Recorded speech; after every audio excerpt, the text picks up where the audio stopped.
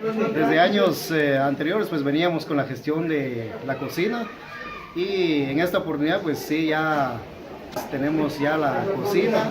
Aquí tenemos aproximadamente 250 niños de la primaria y en el nivel básico tenemos 54 estudiantes que salen beneficiados de este proyecto.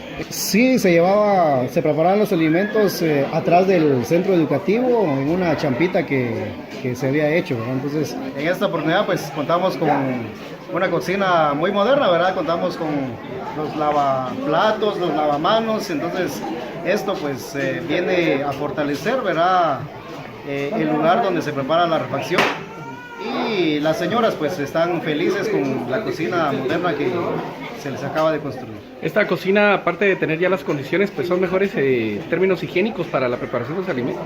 Efectivamente, porque con anterioridad pues los alimentos se preparaban en el suelo, ¿verdad? Pero ahora pues contamos con las planchas, con 2 planchas, ¿verdad? Que esto viene a beneficiar en gran parte pues la preparación de los alimentos higiénicamente aquí en Cotán.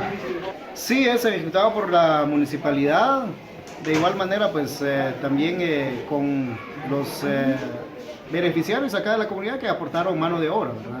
La ejecución del proyecto.